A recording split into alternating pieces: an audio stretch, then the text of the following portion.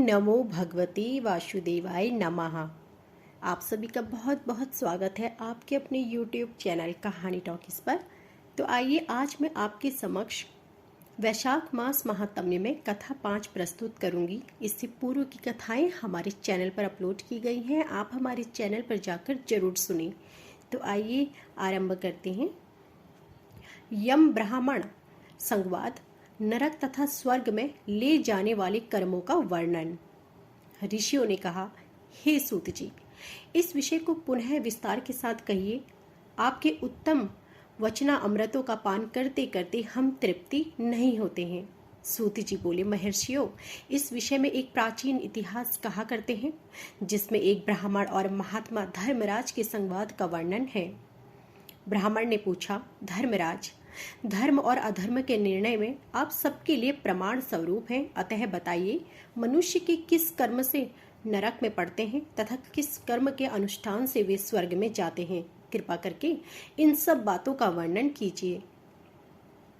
यमराज बोले, ब्राह्मण, जो मनुष्य मन, वाणी तथा क्रिया द्वारा धर्म से विमुख और श्री विष्णु भक्ति से रहित है, जो ब्रह्मा, शिव तथा विष्णु को भेद बुद्धि से देखते हैं, जिनके हृदय में विष्णु विद्या से विरक्ति है और जो दूसरों के खेत, जीविका, घर, प्रीति तथा आशा का उच्च छेद करते हैं, वे नरकों में जाते हैं। जो मूर्ख जीविका का कष्ट भोगने वाले ब्राह्मणों को भोजन की इच्छा से दरवाजे पर आते देख उनकी परीक्षा करने लगता है, उन्हें तुरंत भोजन नहीं देता, उसे नरक का अतिथि समझना चाहिए।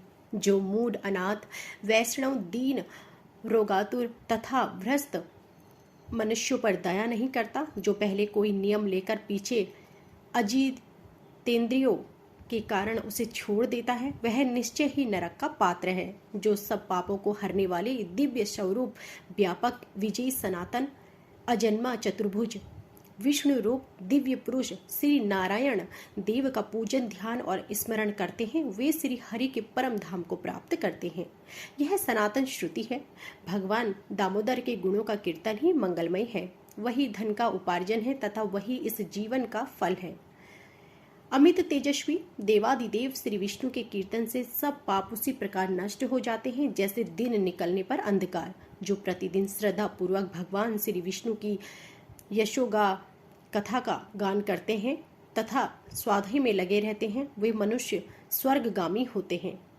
हे विप्रवर, भगवान वासुदेव के नाम जप में लगे हुए मनुष्य पहले के पापी रहे हो तो भी भयानक यमदूत उनके पाप नहीं फटकने पाते। द्विज श्रेष्ठ, हरि कीर्तन को छोड़कर दूसरा कोई ऐसा साधन मैं नहीं देखता जो जीवों के संपूर्ण पापों को नाश करने वाला प्रायश्चित हो। जो मांगने पर प्रसन्न होते हैं, देकर प्रिय वचन बोलते हैं तथा जिन्होंने दान के फल का परित्याग कर दिया है, वे मनुष्य स्वर्ग में जाते हैं। जो दिन में सोना छोड़ देते हैं, सब कुछ सहन करते हैं, पर्व के अवसर पर लोगों को आश्रय देते हैं, अपने से द्वेष रखने वालों के प्रति भी कभी द्वेषवश अहितकार वचन मुंह से नहीं निकालते, अपितु तो सबके गुणों का ही बखान करते हैं, वे मनुष्य स्वर्ग में जाते हैं। जो पराई स्त्रियों की ओर से उदासीन होते हैं और सतत्व गुण में स्थिर रहकर मन, वाणी अथवा क्रिया द्वारा कभी उनमें रमण नहीं करते, वे मनुष्य स्वर्गगामी होते हैं। जिस किसी कुल में उत्पन्न होकर जो दयालु, यशस्वी, उपकारी और सदाचारी होते हैं, वे मनुष्य स्वर्ग में जाते हैं। जो व्रत को क्रोध से, लक्ष्मी को डाह से, विद्या को मान और अपमान से, आत्मा को प्रमाद से, बुद्धि को लोभ से, मन को काम से तथा धर्म को कुसंग से बचाए रखते हैं, वे मनुष्य स्वर्गवासी होते हैं। विप्र, जो शुक्ल और कृष्ण पक्ष में एकादशी को विधि पूर्वक उपवास करते हैं, वे मानव स्वर्ग में जाते हैं। समस्त बालकों का पालन करने के लिए जैसे माता बनाई गई है तथा रोगियों की रक्षा के लिए जैसे औषधि की रचना की है, उसी प्रकार संपूर्ण लोगों की रक्षा के नियमित एकादशी तिथि का निर्माण हुआ है। एकादशी के व्रत के समान पाप से रक्षा करने वाला कोई दूसरा साधन नहीं है। अतः एकादशी को विधि पूर्वक उपवास करने से मनुष्य स्वर्ग लोक में जाते हैं। अखिल विश्व के नायक भगवान श्री नारायण में जिनकी भक्ति है, वे सत्य से हीन और रजोगुण से युक्त होने पर भी अनंत पुण्यशाली हैं तथा अनंत में बैकुंठ धाम में पधारते हैं। जो वेद से यमुना, सीता, गंगा तथा पुण्य सलीला गोदावरी का सेवन और सदाचार का पालन करते हैं, जिनकी स्नान और दान में सदा प्रवृत्ति है, वे मनुष्य कभी नरक के मार्ग का दर्शन नहीं करते। जो कल्याण दायिनी नर्मदा नदी में गोते लगाते तथा उसके दर्शन से प्रसन्न होते हैं, वे पाप रहित हो महादेव जी के लोक में जाते हैं और चिरकाल तक वहां आनंद भोगते हैं। जो मनुष्य चर्मवती चंबल नदी में स्नान करके नियमों का पालन करते हुए उसके तट पर विशेष व्यास आश्रम में 3 रात निवास करते हैं, वे स्वर्ग लोक के अधिकारी माने गए हैं।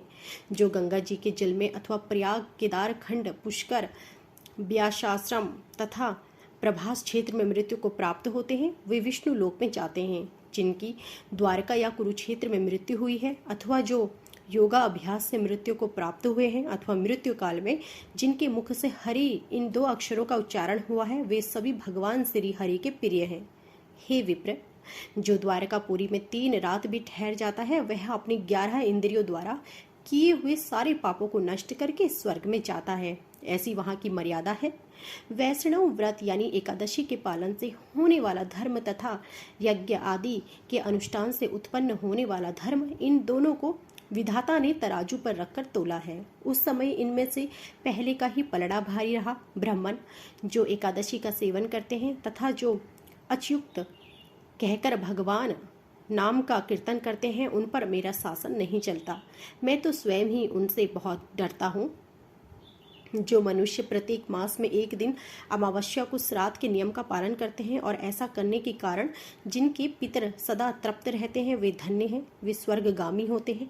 भोजन तैयार होने पर जो आदर पूर्वक उसे दूसरों को परोसते हैं और भोजन देते समय जिनके चेहरे के रंग में परिवर्तन नहीं होता, वे शिष्ट पुरुष स्वर्ग लोक में जाते हैं। जो मृत्यु लोक के भीतर भगवान श्री नर नारायण के आवास स्थान बद्रिका आश्रम में और नंदा यानी सरस्वती के तट पर 3 रात निवास करते हैं, वे धन्यवादक पात्र और भगवान श्री विष्णु के प्रिय हैं। ब्राह्मण जो मनुष्य पुरुषोत्तम के समीप यानी जगन्नाथपुरी में 6 माह तक निवास कर चुके हैं, वे अच्युत स्वरूप हैं और दर्शन मात्र से समस्त पापों को हर लेने वाला है।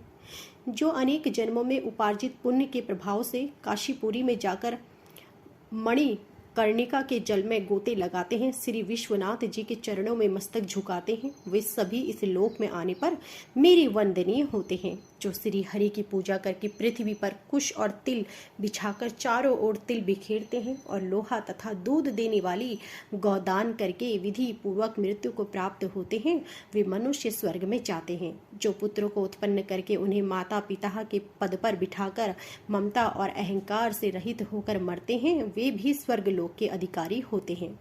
जो चोरी डकैती से दूर रहकर सदा अपने ही धन में संतुष्ट रहते हैं अथवा अपने भाग्य पर ही निर्भर रहकर जीविका चलाते हैं, वे मनुष्य भी स्वर्गगामी होते हैं। जो स्वागत करते हुए शुद्ध पीड़ा रहित मधुर तथा पाप रहित वाणी का प्रयोग करते हैं, वे लोग स्वर्ग में जाते हैं।